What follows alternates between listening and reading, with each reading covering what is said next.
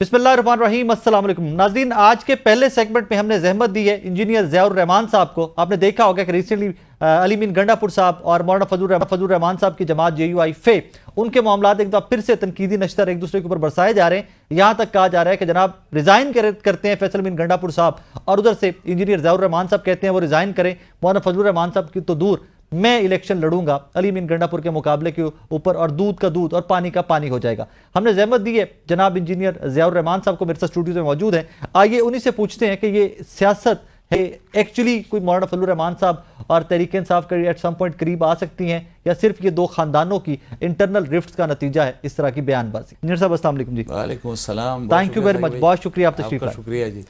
ये challenge time to time Ali mean Gandapur साहब क्यों करते रहते हैं आपको?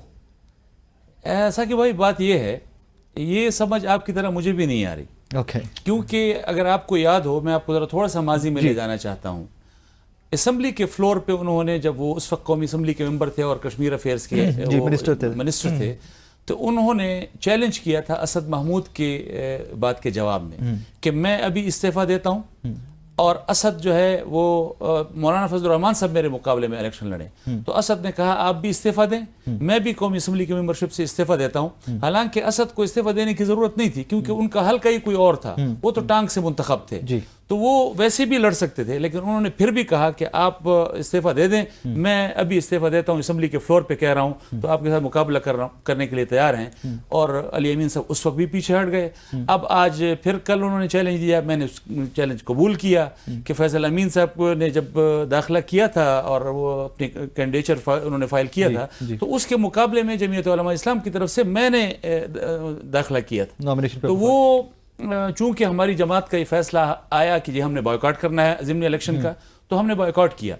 आज भी उसी जगह पे उनको कहें अपने भाई को आप इस्तीफा दिलवाएं, जमीयत उलमा इस्लाम के कारकुन की हैसियत से मैं उसी तरह उनके मुकाबले के लिए तैयार हूं। मौलाना साहब फजलुर रहमान साहब का नाम बाद में लीजिएगा, पहले मुझसे तो गुजर जाएं। इंजीनियर साहब वो तो कह रहे हैं कि 300 कैमरे लगवा देते हैं, कि हर पोलिंग स्टेशन के ऊपर कैमरे लगवा देते हैं। आपकी तरफ से भी कुछ शर्तें? जो उनके दिल में आए, जिस तरह का मैदान वो मुंतखब करें, हमें कोई ये गज और ये मैदान उनको कहें। अब कल KP में हुकूमत है उनकी, कहते हैं कि हुकूमत में ज़िमनी इलेक्शन जो होते हैं वो तबज़ोर होता है हुकूमत का।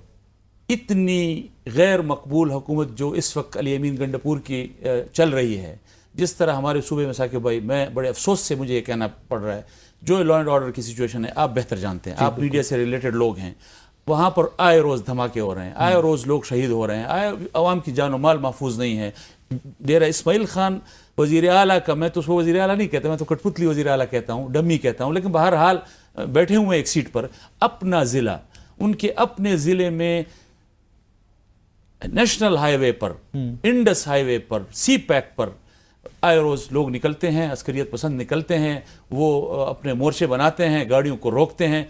जिस वज़ीर आला के अपने हल्के की हालत ये हो कि वहाँ के अमन अमान की ये सूरत हाल हो, करप्शन के हवाले से पूरा पाकिस्तान जो है उनको मालूम है, इस तरह की सूरत हाल में आप मुझे बताएं कि ये वज़ीर आला किसी का चैलेंज कैसे कबूल करेगा? आपने डमी वज़ीर आला का, वो कहते हैं KP वाहिद सूबा है कि जहाँ पे वोटों से इलेक्टेड हुकूमत है, बाकी सारे डमी हैं।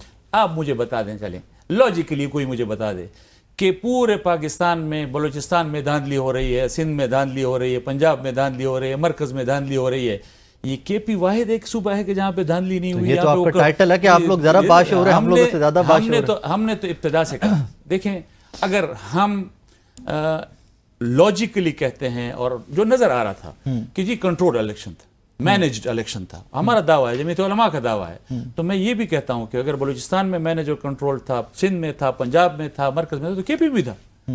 तो ये कैसे हो सकता है कि अपने सूबे के बारे में जहां पे मुझे हुकूमत मिल जाए वहां मैं कहता हूं जी खैर खैरियत से इलेक्शन हुआ, और जहां की कोई और जीते तो फिर वो कहीं जी कंट्रोल और मैनेज और एस्टेब्लिशमेंट का इलेक्शन है? ये चीजें जो है अब आजकल के लोग कबूल नहीं करते। सीधी बात है, जिस तरह बाकी पाकिस्तान की हुकूमतें कंट्रोल्ड और मैनेज इलेक्शन के जरिए आई हैं, KP भी उसी तरह आई है। बाकी जगहों पर किसी और के लिए धांधली हुई, KP में इनके लिए धांधली। अच्छा, इनके लिए भी धांधली हुई? जी बिल्कुल।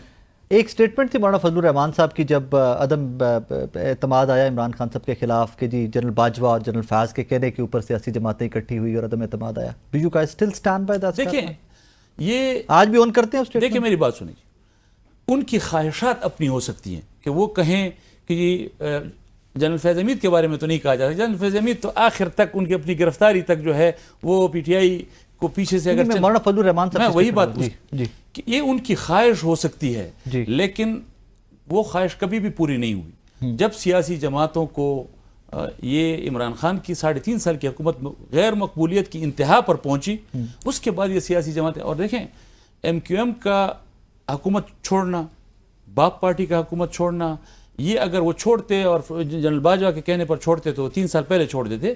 انہوں نے کوششیں کی لیکن سیاسی جماعتوں نے ان کوششوں کو قبول نہیں کیا. جب وہ خود ان کے اپنی پوزیشن اس جگہ پر آ گئی, اس کے بعد سیاسی جماعتوں کے پاس اور کوئی راستہ نہیں تھا کہ وہ اس کو قبول کرتے. مولانا فضل الرحمان صاحب کی تو سٹیٹمنٹ بہت ہے, وہ تو یہ کہہ رہے ہیں کہ جنرل باجوہ اور جنرل فیض حمید کی بات نہیں, جنرل باجوہ کی بات, کہ جو رپورٹ جنرل باجوہ نے کوشش کی لیکن سیاسی جماعتوں نے پھر اس کو قبول نہیں کیا. جب وہ چاہ رہے تھے تو قبول نہیں کیا, لیکن جب گراؤنڈ پر ایک صورتحال بنی اس کے بعد دیکھیں کوئی بھی سیاسی جماعت وہ پاکستان سے, ریاست پاکستان سے, عوام کے معاملات سے لا تعلق نہیں ہو سکتی اس بنیاد پر کہ 1 سال پہلے اگر جنرل باجوہ کی خواہش تھی تو میں اگر کل کو اب عوام کو اس غیر مقبول حکومت سے لوگوں کی جان چھڑانے جاؤں گا تو میں کہوں کہ 1 سال پہلے ان کی خواہش تھی تو کہیں یہ نہ ہو کہ پھر ان کی طرف منسوب ہو جائے. تو مولانا فضل الرحمان صاحب نے بالکل ٹھیک بات کی تھی کہ جنرل باجوہ کی یہ خواہش تھی لیکن سیاسی جماعتوں نے پھر اس کو قبول نہیں کیا تھا. جب موقع آیا اور خود پھر حالات ایسے بنے اس کے بعد وہ عدم اعتماد کامیاب. انجینئر صاحب یہ پرابلم ہے کہاں پہ؟ ایک حلقہ ہے, ایک ضلع ہے آپ کا اور گنڈا پور خاندان کا. میں خاندان کا اس ذکر کر رہا ہوں کہ فیصل امین صاحب یہ ممبر ہیں ایوری تھنگ. پرابلم کہاں پہ ہے؟ دیکھیں میں حلقے کی طرف جانا ہی نہیں چاہتا. ہمارا نہیں کوئی پرابلم پرانا چلا آ رہا ہے, کوئی ایشو ہے کوئی بھی. آپ دیکھیں سیاسی مخالفتیں ہماری چلی ہیں, پی ٹی آئی کے ساتھ کتنی سخت مخالفت. ٹھیک ہے, ہم آج بھی سمجھتے ہیں, آپ نے جس طرح اپنے انٹرو میں بات کی, ہم آج بھی سمجھتے ہیں کہ پی ٹی آئی اور ہمارے درمیان دوریاں ختم ہوئی ہیں, کافی زیادہ ختم ہوئی ہیں, ہم کم ہوئی ہیں, بہت کم. اور ہم ایک ساتھ بیٹھتے ہیں, آج بھی بیٹھتے ہیں, کل بھی بیٹھے ہیں, پر یعنی روٹین میں بیٹھتے ہیں. لیکن یہ کیا وجہ ہے کہ اتنی مخالفت کے باوجود, اتنی شدید ترین مخالفت کے باوجود ہم ایک دوسرے کے ساتھ بیٹھتے ہیں. ایک شخص ہے جو وہ ان سارے اٹھنے بیٹھنے کو خراب کرتا ہے, تو یہ کسی حلقے کی وجہ سے تو نہیں ہو سکتا نا. یہ تو کہیں سے خراب کرنے کی جو ہے وہ کوئی لائن ملتی ہے تو پھر وہ خراب کرتے ہیں. ایک حلقہ تو اگر آپ دیکھیں, اگر کے پی کی حکومت ہے, سپوز وہ بیٹھے ہوئے ہیں, جس کی مرضی سے بیٹھے ہوئے ہیں, لیکن بیٹھے ہوئے ہیں, اور ان کی حکومت پی ٹی آئی اور جے یو آئی کے آپس میں قریب آنے سے سیف ہوتی ہے. اگر یہاں پر اپوزیشن متحد ہوتی ہے, فائدہ کس کا ہے؟ اپوزیشن کا فائدہ ہے. تو اسٹیبلشمنٹ کو ٹف ٹائم ملے گا, حکومت کو ٹف ٹائم ملے گا. اب کون ہے جو یہ چاہتا ہے کہ اسٹیبلشمنٹ کو ٹف ٹائم نہ ملے, اور کون ہے جو چاہتا ہے کہ حکومت کو ٹف ٹائم نہ ملے اور یہ دوریاں بڑھتی چلی جائیں؟ اس پر ایک سیاسی کارکن کے عزیز میں کیا کمنٹ کروں, ساری دنیا جانتی ہے. آئی تھنک اس کے اوپر پاکستان تحریک انصاف کے اپنے ورکر کو بھی سوچنا چاہیے, ان کو بھی سوچنا چاہیے اس کے اوپر. وہ سوچ رہے ہیں.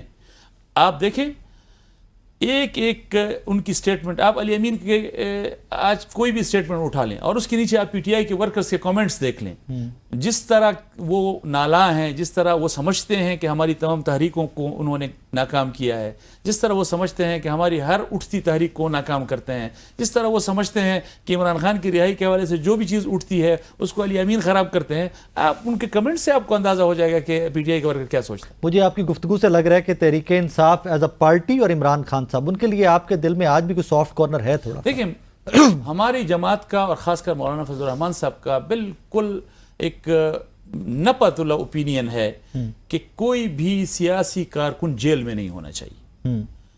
پاکستان کا اپنا قانون ہے, اس قانون کے حساب سے اگر کوئی قانونی مقدمات کا سامنا کرتا ہے, قانون اپنی جگہ پہ, قانون سے نہ میں بالا تر ہوں, نہ آپ بالا تر ہیں, نہ عمران خان صاحب بالا تر ہیں, لیکن ایک سیاسی کارکن کی حیثیت سے ہم سمجھتے ہیں کہ کوئی سیاسی کارکن کسی سیاست پر جیل میں نہیں ہونا چاہیے.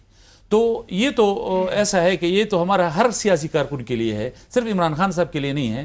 تو اب اگر اس کی راہ میں کوئی رکاوٹ ان کی اپنی پارٹی سے بن رہا ہے, ان کی تحریکوں کو ناکام ان کی اپنی پارٹی سے کیا جا رہا ہے, تو پھر یہ پی ٹی آئی کے ورکر کو سوچنا چاہیے. حکومت تبدیلی پہ سیریسلی کام ہو رہا ہے کے پی کے میں؟ دیکھیں پرسوں کی اگر مولانا فضل الرحمان صاحب کی پریس کانفرنس آپ دیکھیں تو انہوں نے ایک بات کی ہے کہ اس وقت جو صورتحال کے پی میں ہو رہی, جو لا اینڈ آرڈر کی سچویشن ہے, جو کرپشن, بدعنوانی, بد انتظامی کے جو صورتحال ہے, اس میں پی ٹی آئی کو with in P T I change کی طرف جانا چاہیے.